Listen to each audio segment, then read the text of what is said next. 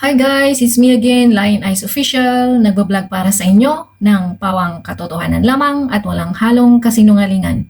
Ito ay vlog na totoo ang nilalaman. Good morning, good afternoon, good evening po sa lahat ng ating mga subscribers, viewers, and followers. Sana po ay lagi kayong nasa mabuting kalagayan at ligtas sa anumang uri ng kapahamakan. Ngayon po ay November 29.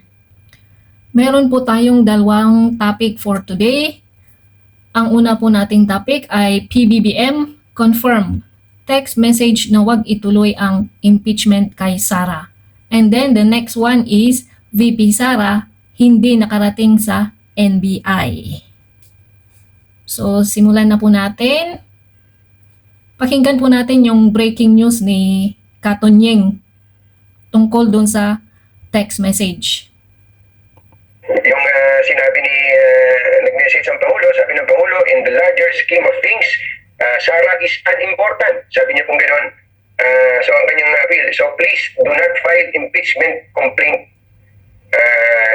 This will only distract us, sabi niya, from the work of governance. Something like that, ano? Hindi ko na matandaan. Dahil ang sabi ng Pangulo, ang gusto daw niya, ito pala, it will only distract us from the real work of governance, which is to improve the lot of all Filipinos. Yan po yung binrate natin kahapon. So pinipilit po yung wasakin ng mga kung sino-sino, sabi, hindi daw totoo, fake news daw yan, etc. Ito po, mga kababa, yung Yan. Ang daming bumatikos dito kay Katonyeng nung pinalabas niya yung breaking news na yan.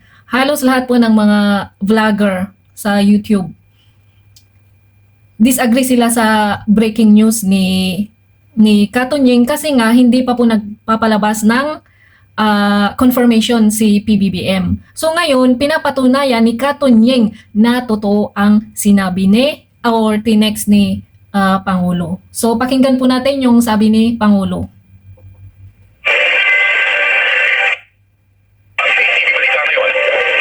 So ikikredit po natin ang video na to sa PTV. Pahiram po ng Ni Pangulong Ferdinand R. Marcos Jr. na galing sa kanya ang kumakalat na text message na wag nang ituloy ang impeachment laban kay Vice President Sara Duterte. Narito ang pahayag ng Pangulo.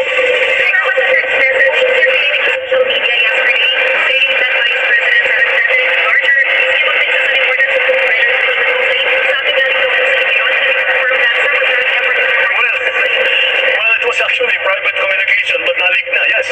Because that's really Grabe naman si Katonyeng, private message pala yun, inilik niya, ano ba yan? Parang, ano yun, hindi mo pagkakatiwala ang tao, ang dating, di ba?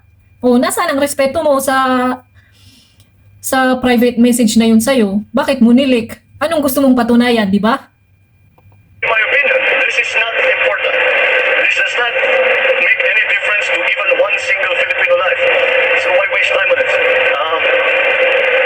What will happen if somebody files an impeachment?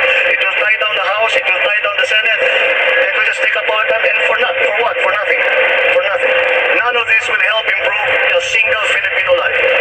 As far as I'm concerned, it's a storm in a teacup. Never say never.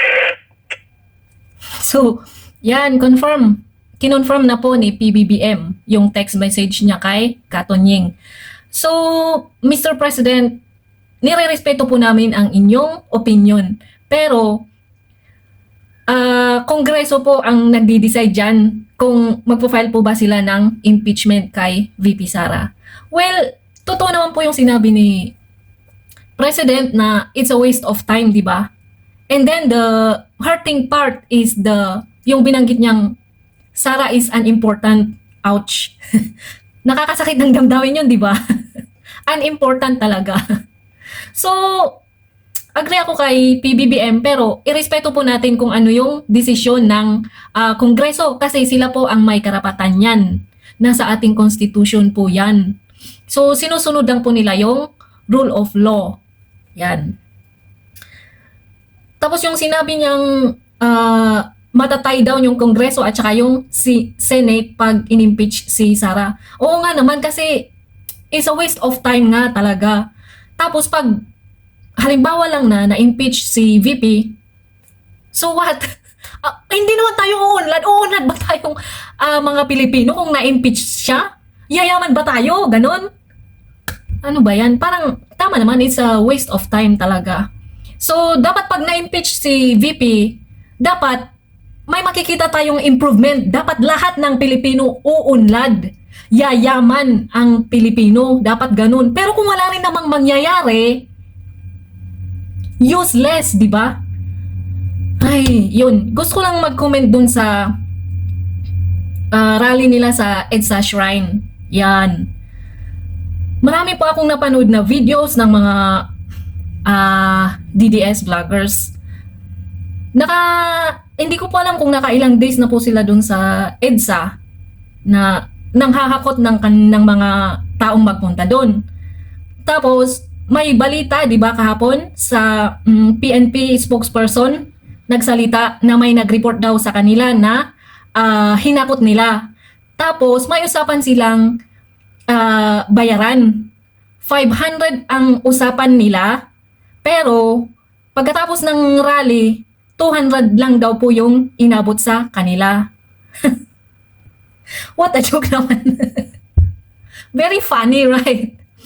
Magpupunta kayo dyan sa rally, tapos anong mangyayari? Tulad nga nung sinabi ko kanina, pag mag-rally kayo, you make sure na lahat ng Pilipino uunlad, lahat ng Pilipino yayaman dyan sa pinaggagawa nyong rally dyan sa EDSA Shrine. Di ba? Eh kung pagbalik natin sa bahay o magtatrabaho ulit tayo, iisipin natin kung anong uulamin natin, anong kakainin natin the next day, is useless, di ba? Tapos may nabasa pa akong comment. Sabi niya, mag-absent daw po siya sa trabaho para maki-join sa inyo dyan sa EDSA Shrine. Anong klaseng pag-iisip yan? Sayang naman yung kikitain nyo sa isang araw. Di ba? Mag-isip-isip naman po tayo. My goodness. My badness. Ay, sige, bago tayo ma-high blood, ipagpatuloy na natin yung ating topic. Samantala, kinumpirma ng National Bureau of Investigation na hindi na makakarating sa tanggapan ng ahensya si Vice President Sara Duterte ngayong araw upang tumugon sa pina ngayong Biyernes. Kaugnay nung umano'y pagbabanta niya kina President Ferdinand R. Marcos Jr., First Lady Liza Araneta Marcos at House Speaker Martin Romualdez. Ayon kay NBI Director Jaime Santiago, huli na nang malaman ng bise na kansilado ang pagharap niya sa House Committee kaya hindi na siya nakapunta pa sa tanggapan ng NBI.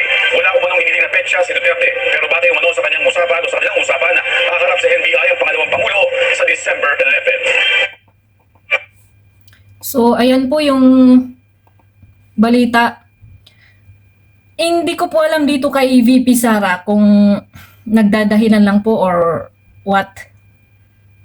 Kasi kinansela na po ng Committee on Good Government and Public Accountability yung hearing po nila ngayon para bigyang daan si VP Sara upang maka-attend sa NBI kasi nga po naka-receive siya ng subpoena para ipaliwanag kung bakit niya nasabi yung panggaganon sa tatlong tao. Yon. So, pakinggan po natin kung ano po ang sinasabi ng NBI sa kanilang press briefing. Pasensya na po at mahina po talaga yung kanilang audio. Kay Presidente, sa First Lady at sa Speaker. At yun ay gagawin pagka siya ay namatay. Yun, ita-clarify natin mahigi yun. Now, may claim din siya na there is a threat on her life. Vice President siya, imbisigan din natin yan. Tatanungin namin siya, sino ba yung pinaghihinalaan mo? Kung ano, may evidence ba tayo sa pinaghihinalaan mo? Ano? Ganun po yun. Possibly mga umaga rin yan, mga 9 or 10 o'clock on the 11th. Bakit ganun kalayo? Para mabigyan siya ng pagkakataon na mag-prepare.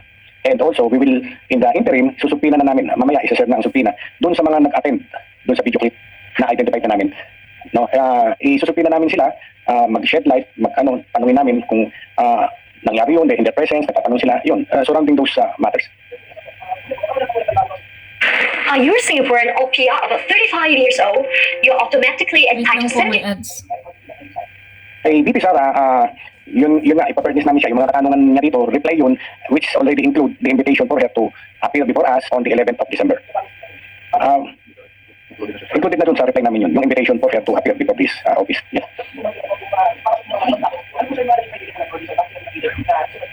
Yung mga identified namin, yung mga identified namin doon sa litrato, no? Yung mga nag-ask ng question, yung mga nakipag-participate, pero yung nandun lang, nasa submitting lang, nakangangalang na ganyan, hindi na namin isusupina yun. Siguro mga 10, 12, like that. Yes, na-authenticate na namin yun. We found out that the same is not AI generated. It's not deepfake, authentic, no? Ayon sa aming forensic investigator. And we have already requested the Facebook to preserve it. I-forward natin guys. Siya nagsalita nun eh. Si VP nagsalita nun. Ang hinihingi lang namin, justification, bakit nasabi mo yan? Reason, bakit nasabi mo yan? Anong background, bakit nasabi mo yan? Lahat tatanungin namin sa kanya. No?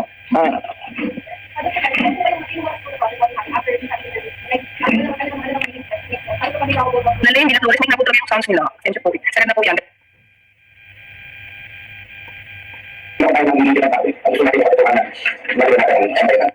Any chance po na makikita ang DOJ on that? What will be the role of the FBI? So if by any chance ang DOJ ay makinig or may pag-coordinate house, sila kasama. Sir, yung mas hindi na kung ano po lang kung gusto ng investigation ito, ano yung actually sila po kasi nila gusto mag-address na balik po nilang sila yung mag-imbestiga, mag-take over ng investigation regarding mo ito sa ano yung reaction?